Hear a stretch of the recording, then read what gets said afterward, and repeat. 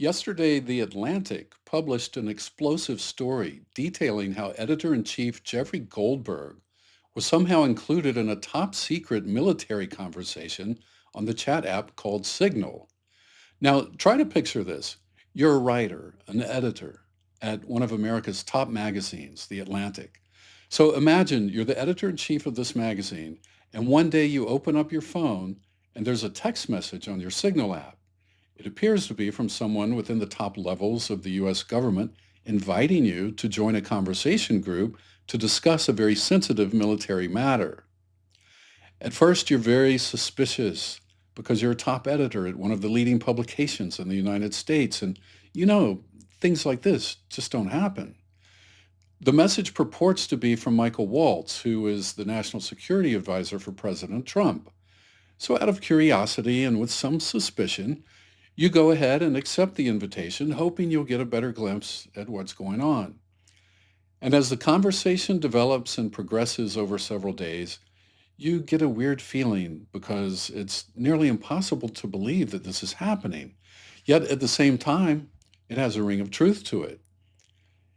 Well, to make a long story short, as you probably already know by now, it turned out that Jeffrey Goldberg really was brought into a chat with the highest level of government officials. Pete Hegseth from the Department of Defense was there, J.D. Vance was there, Marco Rubio was there, and Stephen Miller from the White House was there. And they did indeed start to get into military planning details of what you may call a special military operation, let's say, that they were going to launch against the Houthi rebels in Yemen in a few days. Now, there's a lot of interesting stuff in these conversations that I won't go into right now because that's a whole nother episode, but we'll do it hopefully in the next day or two. But today I want to focus on just the one thing. I want to focus on the fact that Pete Hegseth, when asked about this yesterday, completely denied it. And he said that this highly respected journalist, Jeffrey Goldberg, was deceitful and highly discredited. He called him a peddler of hoaxes. And yet it turns out that Goldberg's story is absolutely true. So my question to you is, if you're a Christian supporter of this president, do you support this? Do you support this kind of lying by the administration? Now, you may be listening to me right now and thinking, well, no, I don't, but I don't know if he lied. How can you prove he lied? Well, I'm going to do that in just a minute. I actually have irrefutable proof that he lied, and I'll share it with you in a couple of minutes, so stay tuned. But if I can do that, if I can prove to you that he lied, will you be able to admit that this kind of lying has no place in the American government? Or do you prefer to keep the lies because they support your side? And I'm asking you as a Christian. But that's kind of the whole point of this channel, is to talk about the alliance, the unholy alliance between Christians and government, or church and state, however you want to word it, where I see Christians all the time, at least people who identify as Christians, saying that the left lies, so then it's okay for us to lie. But that's not a Christian belief. The Bible tells us not to lie. And it never says, oh, don't lie unless somebody else lies about you. No, it never says that. So back to my main point that I keep reiterating over and over again. Are you going to compromise your Christian beliefs to support a political movement, to gain worldly power? Or are you going to say, I wish this political movement would succeed, but I can't support it by accepting their lies because that violates my faith. In fact, because of my faith, I have to call them out for what they are. They're liars, and I have to say so. Because, like I've said before, if God wants you to accomplish a task, he'll never ask you to sin in order to do it. Never. He will not ask you to accept sin in others in order to accomplish the task. And he'll certainly never tell you to defend the sins of others in order to accomplish the task. If the task can't be accomplished without sin, then guess what? God's not calling you to accomplish that task, no matter how noble you think it might be. Even saving the country from the left. And when you look at other Christians and want to condemn them because they don't support this president or this movement. Try to understand that this is one of the big reasons why. As Christians, we can't support or embrace a movement that's so strongly based on lies. That's the faith side of the argument. And that's the main argument for Christians. And it's the only argument that's necessary. But as with all of God's laws, if you follow them, you'll be better off than if you don't. So let's look at what happens to governments that do use lying as a major part of their strategy to stay in power. Lying does not make a country great. Lying is, in fact, what brings countries down. Think about this. All the dictatorships around the world are built on mountains of lies. They have to lie to cover up all the things they do to people or all the things they do that their people would never put up with if they knew about it. Without lies, those great nations, those beacons of freedom like Stalin's Russia or Hitler's Germany would have never existed. So no, lies don't make nations great. Lies rob nations of their greatness. Lies topple great nations. If you're a big MAGA supporter, it means you want to make America great. But how can you explain how we'll become great if we build our future on a mountain of lies? And especially if you're a Christian, you should know that that's not going to work. And even if it did work, it still wouldn't be right. It would still be a sin. Now, let's listen to what Hegseth said yesterday, and then I'll show you irrefutable proof that he is the one lying. Your information about war plans against the Houthis in Yemen was shared with a journalist in The Atlantic, and were those details classified? You're talking about a deceitful and highly discredited so-called journalist who's made a profession of peddling hoaxes time and time again, to include the hoaxes of Russia, or the fine people on both sides hoax, or suckers and losers hoax. So this is the guy that peddles in garbage. This is what he does. Why were those details shared on Signal, and how did you learn that a journalist was privy to the targets, the types of weapons used? I've heard I was characterized. Nobody was texting war plans, and that's all I have to say about that. Right, Thank you. Appreciate it. That's it. The NSC said Famous last words. Nobody was texting war plans. Well, isn't that always MAGA's answer when they're caught red-handed and accused of wrongdoing? They just turn it around and say, no, the accuser's the bad guy. The accuser's the liar. The accuser is the hoaxer.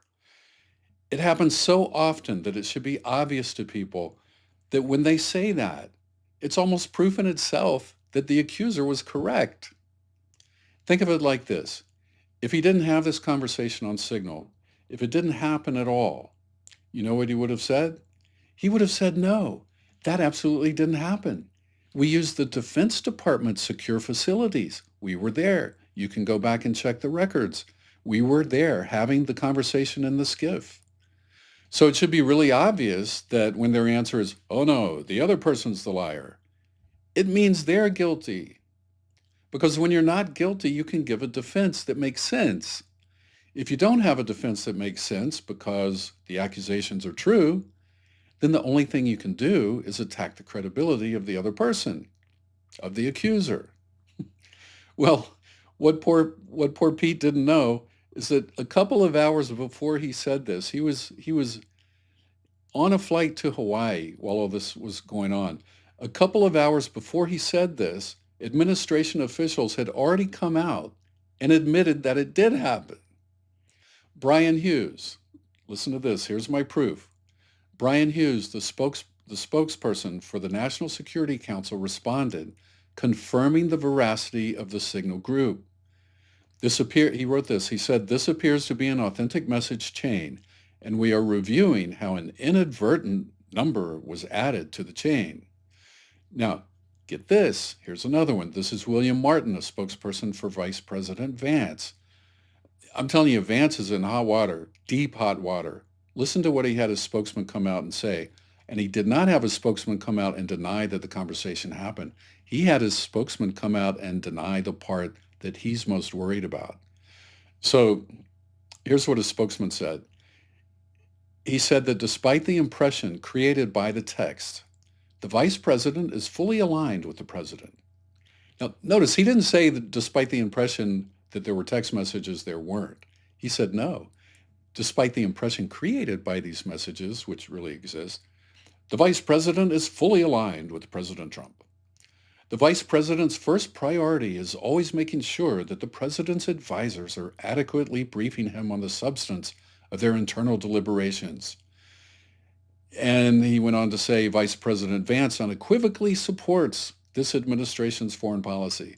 The president and the vice president have had subsequent conversations about this matter and are in complete agreement, because the worst thing that could happen there is that the president thinks someone's not in complete agreement with him. Great presidents like people who disagree and bring them different points of view so they can decide between alternative, versions of consequences to actions, what people think might happen. Anyway, there's your proof that Hegseth was lying. A spokesman for the National Security Council and a spokesman for the vice president both admitted that it happened. Now, I can guarantee you one thing. There's going to be some serious anger at the White House over this coming from Vance. You can tell he's absolutely furious over this. You can tell by what he sent his spokesperson out to say. He sent his spokesperson out to cover up the fact that he said something he knows Trump will find disloyal. And like I say, in any other White House, what he did would have been perfectly acceptable and desirable. Past presidents welcomed a variety of viewpoints when considering an issue. But this president can't handle the slightest disagreement. So when he says, bomb the Houthis, and Vance responds with, wait a minute, maybe we should think this over and maybe do it a month from now, that's seen as a bridge too far by the president. JD, a little advice here. You might want to pick up the phone and give Mike Pence a quick call. Or you might even want to check in with Zelensky. They can probably help you out a bit. They've been through what you're about to go through. But I wish you all the best. Anyway, notice Vance's spokesperson's statement didn't deny that it happened. It assumed that it did because they know it's true. And the focus of the statement is to make it seem like Vance is firmly behind the president. Working in this White House is, we all know this, it's like walking on eggshells. They're so quick to interpret anything that appears to be disloyal as a major issue. You have to pass a purity test. Every minute of every day you have to pass it. One little slip up and you're done. Because they don't see things in shades of gray, only black and white. You're either for me or you're against me. If they sense any hint of disagreement or disloyalty, they'll turn on you in an instant. But remember, the main thing here is Pete Hegseth was caught in a lie by his own people who admitted he did, that he did have that conversation on Signal. And before he was able to get off the plane in Hawaii and deny it, they had already admitted it. So please try to take a lesson from that. Next time you hear Trump deny an accusation, Trump or any of these people, deny an accusation by saying it's fake news and it comes from a liar or it's a corrupt person or a person who's fat. That's really their way of saying, yeah, that accusation's actually true, but I don't have any defense against it. So all I got is to criticize the person who made the accusation to try to make him look like the liar. Anyway, keep that in mind, Christians. You're supposed to be as clever and cunning as serpents. All right, that's it for me. If you found anything here insightful, like, and if you'd like to hear more, subscribe. Thanks for watching, and I'll see you next time.